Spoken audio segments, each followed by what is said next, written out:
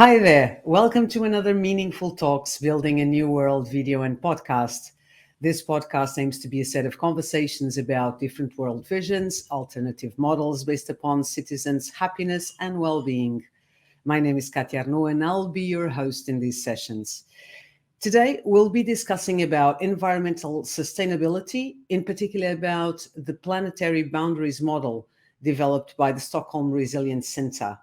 The Planet Boundaries model was presented in 2009 and entails the identification of the 9 processes that regulate the stability and resilience of the Earth system. By quantifying the processes, Johan Rockstrom and other 28 scientific researchers were able to set 9 planetary boundaries within which humanity can continue to develop and thrive for generations to come. Crossing these boundaries increases the risk of generating large-scale, abrupt, or irreversible environmental changes. Owen Gaffney, Stockholm Resilience Center Director of International Media and Strategy, is here with us to take us through the model, the impact it has made throughout the scientific community, as well as with policymakers, and to provide us with an overall view of what is foreseeable to happen over the next years in the world.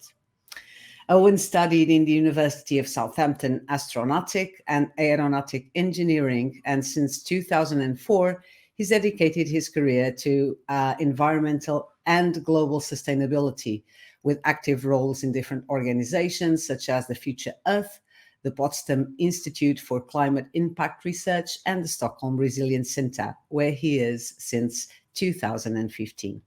Hi, Owen. A very warm welcome to you. It's a great honor to have you here with us. Hi, Katia. Thanks so much for inviting me to be on. Thanks a lot. So, in order to start our conversation today, I would like to ask you, where are we as a planet today in terms of planet boundaries? So in your introduction, you said that back in 2009, we first proposed this planetary boundaries framework. As you said, we have nine boundaries within the framework. And just to reiterate, this framework, the baseline for this framework is the Holocene, this last 10,000 years where Earth has been remarkably stable and civilization, by no coincidence, has emerged and flourished. So that's our baseline. So then the boundaries really looks at how far we're going beyond that baseline, that safe operating space for humanity. We know it's safe, and what risks we're taking. So back in 2009, we'd crossed 3 boundaries at that point. And then in 2015, we did a major update. And at that point, we identified that we'd actually crossed 4 boundaries.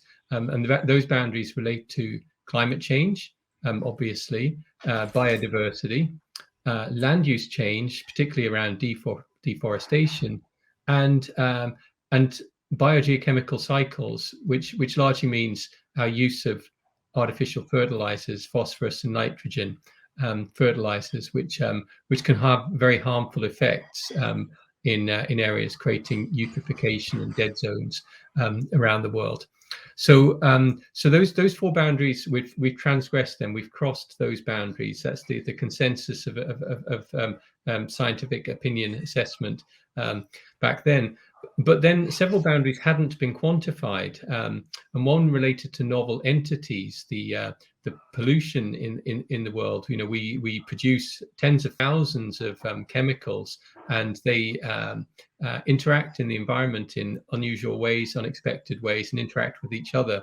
So they've been identified as a potential boundary, but it hadn't been quantified. Earlier this year, a group of scientists led by researchers at Stockholm Resilience Center and Stockholm Environment Institute, they did the first assessment of novel entities, and they concluded that we've actually crossed the boundary for novel entities. And this includes things like plastics. And the rationale for that is that we are producing these novel entities, this chemical pollution, at rates that's too fast for governance systems to manage. So that creates really high risks for societies. So that's then a fifth boundary crossed. And then just this week, we published a paper, an academic paper on the water boundary to reassess the water boundary. And we conclude now that that boundary has been crossed, specifically the boundary related to soil moisture, how much water is held in soils. And we need, obviously we need soils to contain water for plants to flourish. But that's changing as the world gets warmer, as we experience climate change. Wet areas get wetter, dry areas get drier, and we're changing soil moisture worldwide. So one major component of the water boundary has been assessed to have now been crossed too. So there we go. I mean, the latest hot off the press is we have 9 planetary boundaries. 6 of them look like they have been transgressed. That is a profound conclusion for humanity. One boundary still hasn't been assessed, and that's aerosols at a global scale, and work is underway there. And just to conclude, we're doing a full assessment, the 3rd major assessment of boundaries underway, and it's going to pull in all this research that's been happening over the last few years on the different boundaries and do a new assessment, and that'll be published, we hope, later this year, but maybe early 2023. Something to look for. Owen, what you just mentioned, it's a very dark portrait, I would say.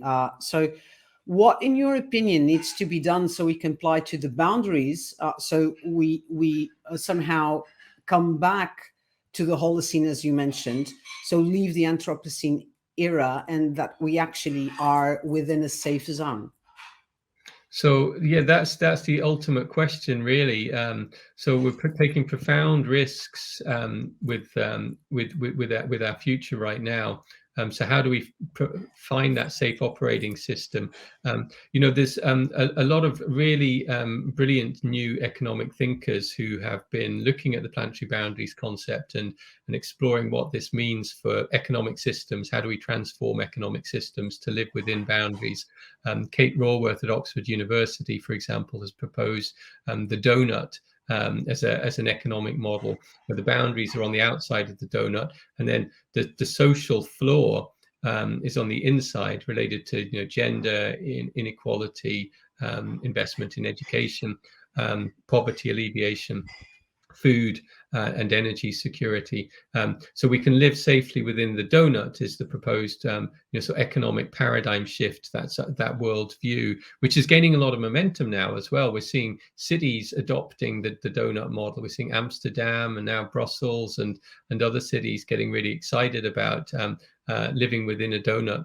And this is great. I think the boundaries concept has generated a huge amount of intellectual churning, not just in the Earth system science field, but in economics, in political science, in governance, etc., on how we need to think about these things. I mean, one of the big projects I'm working on at the moment is called Earth for All, where we're looking at all these different economic systems. We're really looking at how we can have well-being for all, for 9 billion, 10 billion people on Earth within planetary boundaries. What are the minimum number of levers? What are the key priorities to drive that systems transformation? And we're working then with people like Kate Raworth and other economists to explore these new economic systems, these new economic paradigms, which offer the most benefits for the most people and are likely to get the most support in democratic societies, because you need support for the ideas, otherwise they're not going to gain traction. So we'll be publishing a book later this year called Earth for All, and a report for Stockholm Plus 50 outlining the 5 essential extraordinary turnarounds that we need to stay within planetary boundaries. And these, of course, relate to energy and food systems, the 2 biggest drivers of change on the Earth system, but they also relate to gender equity and addressing inequality and addressing poverty, rapidly accelerating economic development in low-income countries. So it's those 5 things together that that we assess are the essential transformations that we need. And this needs to be a systemic. If you don't have one, it's you'll fail. If you don't have another, you'll fail. We need all of them together, and we need all of them in the short term. We need this giant leap right now, this decade, to have the best chance of securing that future within planetary boundaries. That's for sure. So yes, and of course, the new generation of economical thinkers are definitely thriving that way.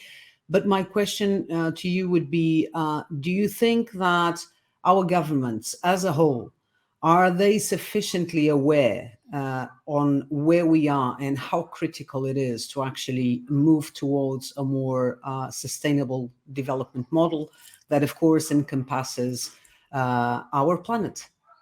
Well, I'm actually quite optimistic. In some ways, I'm more optimistic than I have been in many years on this, and for several reasons. You know, we're seeing this explosion in well-being economies. Governments actually talking about becoming well-being economies, thinking beyond GDP, thinking about staying within planetary boundaries and improving well-being, investing in well-being in societies. And we're seeing that in New Zealand, we're seeing it in Iceland, in Finland, in Scotland, in Wales. Yeah, exactly. And we're seeing, you know, Costa Rica and Rwanda talking about this, even Canada thinking about it. So we're seeing something new is happening. I think there is a paradigm shift. People are realizing that the last 40 years of neoliberalism is failing. It's failing people. It's failing the planet. It doesn't offer any solutions now for human progress. And so something new is needed. And I think these ideas are bubbling up of what that new looks like. And it's a moment to push for that sort of change. I also see it in the Green New Deals around the world. You know, the European New Deal, the in the US, and you know, several countries, South Korea, you know, UK, etc., have proposed green deals, and I see what's on the table there are fair and just transitions, or at least an attempt at fair and just transitions. I see this in Spain, you know, with the commitment to reducing coal use, but also investing in coal miners and the workers in the energy industry, to invest in them, to give them the economic opportunities. So they see this as an opportunity, not as a threat. And I think this is super important. So I do see this, and I see this in the social movements growing around the world. Fridays for Future, you know, Black Lives Matter, Me Too, etc. There's a new moment, cultural moment for systems change, I think, which is new. So I think we might be approaching a social tipping point where, you know, all of these things are coming together that will bring about a really, really rapid transformation of society. So picking up that idea and now bringing it to our current context, the need to recover from the crisis brought by the COVID pandemic, now the ongoing Ukrainian crisis, and for the moment having no alternative development model, at least worldwide, from the one that brought us to this current environmental degradation. What do you foresee will happen in the next, say, decade? Yeah, so that's a big question. And then we have also, you know, the Ukraine crisis, which has driven food prices to record highs in 2022. Cereal prices up 17% in just 1 month, in fact. So it's this creates what's happening is, you know, this intense volatility in food and energy prices, which could have a disruptive effect globally. This will undoubtedly you know, affect food security, and we know that food security, food prices, energy prices can be very destabilizing for societies. So this really is a critical moment that we need to navigate, and we have to do it, you know, as we're coming out of the pandemic. But what I see is, though, you know, economically, if you look at the pandemic and before that, the 2008 financial crisis, that new economic ideas emerged very, very rapidly to deal with the crisis. So first, with the 2008 crisis, we had quantitative easing on a vast scale, essentially printing money to provide economic liquidity and security and stability. And then with the pandemic, we see something similar happening again in a different way. Instead of giving it to the banks, money was given to people, to citizens, to help them through it, and to companies and that these really worked. They create a stabilizing effect. And we have to learn from this and build on it. And number one, it shows that the money is there. We can find the resources if we need to for this transformation, because this transformation isn't going to cost the earth. It's going to cost, it's an investment in our future. It's about valuing in our future. And it's, the cost is actually quite small. It's like 2 to 4% of GDP. It's on a par with what we've had to deal with for the pandemic. And, that has been in some ways, there's been some successes here. Economies haven't collapsed; they are recovering, although it will be slow. And obviously, it has brought misery to many people. So there are positives there. But I think ultimately, to bring about really rapid change, what is critical is redistribution of wealth. We need to bring the majority on board this program. We need to show what's in it for them, and it will be disruptive. So we need to provide security nets during this transformation. So people see it as an opportunity that if their industry is contracting, then they're going to be supported by giving, the right investment in their education and retraining, and have even better opportunities in new exciting sectors that are emerging. So that's the critical thing. We need to make it look as attractive as possible, and we need to create the safety nets to make that transformation as smooth as possible, as less disruptive as possible. And that can be done, but it takes more active governments. Governments will have to become more active. They'll have to put together long-term plans. They will have to constrain the markets. They'll need to shape markets to push them in a direction towards sustainability, and we need to address inequality. Ultimately, it's about sharing of the commonwealth to bring everybody on board. Owen, so as in your opinion, or as a recommendation, what can we do as individuals to minimize further environmental degradation? What is our individual role in this? Well, I think we're all citizens in societies, and so number one, we need to vote for the politicians who will drive the new deals, drive more active, more efficient governments, to drive the kinds of change we need. So it has to be systemic. We need this systemic solution, but individuals can influence that in a very powerful way. So I think that's number one, supporting that.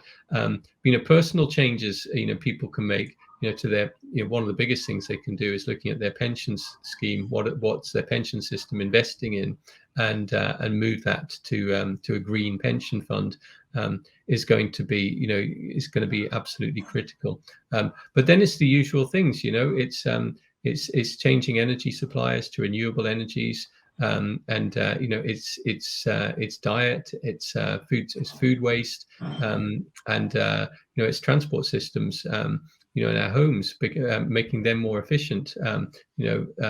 Moving to public transport, to cycling, to electric vehicles. So that transformation is coming. We need to, for those who can, to be the early adopters of these changes.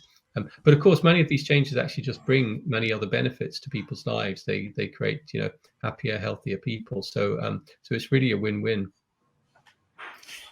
Very true. So now I would like to shift our attention towards the human being behind the media and strategy role with the Stockholm Resilience Center. So from an astronautical engineering education training to environment, how did that happen? Was it related to the wish of seeing the planet from up above? Well, yeah, it was really, I suppose. I mean, I guess I have always had like that kind of sort of big picture view and interest in things. And I mean, my career path has been like a sort of scenic route. Anyway, but after doing an engineering degree, I worked in media and TV and film production in the UK for many years, and then but wanted to do. I just felt I wasn't intellectually stimulated enough, and also I felt as if I wasn't like contributing. I wanted to do something that I felt I was contributing to society in some way, something positive, More purpose driven. Yeah, exactly, yeah. And I moved into to journalism and science writing at a moment when climate change was rising up the political agenda. The UK Prime Minister at the time had just said that climate change was the biggest challenge facing humanity. It's back in 2003, 2004. And it was becoming, and the Nick Stern review on the economics of climate change a few years later. So there was definitely sort of a big momentum and new thinking on climate change, and I was interested in that whole sort of systems change, that's the whole environmental piece. So I got more and more involved in that work on the policy side and the media side in the UK, and then moved to Sweden, and then got far more involved in the economic systems change, how we think about the political system and the economic system. What are the levers that need to happen to bring about that systems change? So that's really been the focus of what I've been doing now for 15 years, is that systems change, and how the science community can influence and engage with the media, the business community and policy community. So that's the kind of things I like thinking about and working on, I suppose. That was actually my next question to you, and final one. So, do you think that that background on filmmaking and journalism at the beginning of your career, do you think that experience enabled you to bring a bigger exposure, voice, if you will, to the environmental sustainability topic? I hope so. I hope I've made some sort of contribution to it. I think when I moved to Sweden specifically back in 2009, there's some really big ideas out there like the Anthropocene and the Great Acceleration that really kind of, from the academic community, that really framed how we a new worldview really on humanity's role at a planetary scale. And I think then, within a few months of arriving in Sweden, actually, the Resilience Centre, Owen and team published the Planetary Boundaries work, which then was almost like the third part in that puzzle. You had the Great Acceleration, the Anthropocene, and then the safe operating space where we need to move to. So I think combined, you have like a complete framework or the beginnings of a complete framework for thinking about the role of humanity at that global scale and the risks we're taking and where we need to go. And I suppose, and so I guess my role over the last decade or so has been about progressing that framework and bringing that to policymakers and the media and the business community. Okay, so I guess that's it. We're closing another Meaningful Talks Building a New World. If you want to learn more about the Stockholm Resilience Centre, check their TED videos available on YouTube, the links we've shared with their website, and all the other platforms that have presence in the social media, Facebook, LinkedIn, Twitter, and Instagram. Owen, I have just to deeply thank you for having had the time and availability to chat with us. Thank you so much. Total pleasure. Great to talk. Thank you. To all of you who were kind enough to watch or listen to this Meaningful Talks, my sincere gratitude. This videocast is available on YouTube, Facebook, and Instagram. You just need to search for Happyology. And for the audio lovers, this format is also available in podcast in Spotify and happyology.buzzsprout.com. Leave us your comments and suggestions. See you all soon. Bye.